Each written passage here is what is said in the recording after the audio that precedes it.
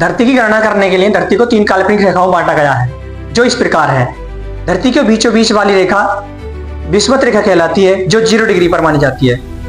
इस रेखा को विषुवत रेखा या भूमध्य रेखा के नाम से भी जाना जाता है। अंग्रेजी में इसे इक्वेटर बोलते हैं। इससे 23 डिग्री ऊपर में, यानी लगभग 23.5 डिग्री ऊपर में कर्क रेखा है, जो भारत के बीचों बीच से होकर गुजरती है। और इससे यानी विषुवत रेखा से 23.5 डिग्री दक्षिण में मकर रेखा है। विषुवत रेखा से ऊपर का भाग यानी उत्तर का भाग उत्तरी गोलार्ध कहलाएगा, और विषुवत रेखा से नीचे का भाग यानी दक्षिण भाग दक्षिणी गोलार्ध कहलाएगा। यानी हमारा भारत कर्क रेखा पर आता है, तो इस वजह से हमारा भारत उत्तरी गोलार्ध में माना जाएगा। कर्क रेखा हमारे भारत के बीचों बीच से होकर गुजरती है, जिसमें 8 राज्य आते हैं। ऐसे ही मकर रेखा 23.5 डिग्री दक्षिण में है, तो यह दक्षिणी गोलार्ध में आएगी। इन तीनों काल्पनिक रेखाओं के बीच ही धरती पर प्रकाश की अधिकता अधिक होती है, यानी तापमान अधिक रहता है, प्रकाश लंबवत पड़ता है। यदि कर्क रेखा से ऊपर देखा जाए तो सूरज का प्रकाश कहीं भी लंबवत नहीं पड़ता। ऐसी मकर रेखा से नीचे देखा जाए तो सूरज का प्रकाश कहीं भी लंबवत नहीं पड़ता।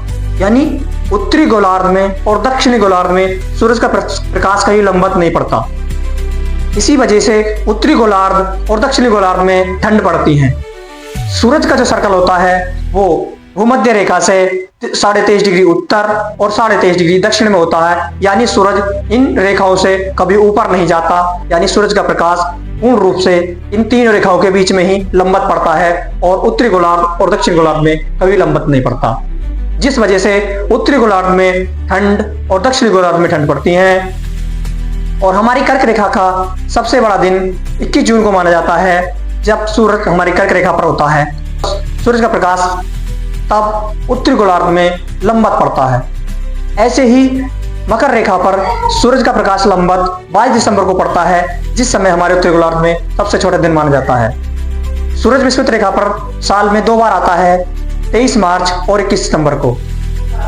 यदि उत्तरी गोलार्ध में ठंड पड़ती है तो दक्षिणी गोलार्ध में गर्मी पड़ती है। ऐसे ही दक्षिणी गोलार्ध में ठंड पड़ती है तो उत्तरी गोलार्ध में गर्मी पड़ती है।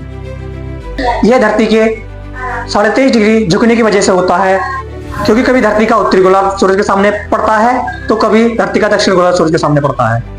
लेकिन धरती पर लंबवत जो किरणें पड़ती हैं सूर्य की, वो 23.5 डिग्री उत्तर और 23.5 डिग्री दक्षिण तक ही सीमित हो पाती हैं। ऐसे ही एजुकेशन वीडियो देखने के लिए हमारे चैनल को लाइक और सब्सक्राइब करें।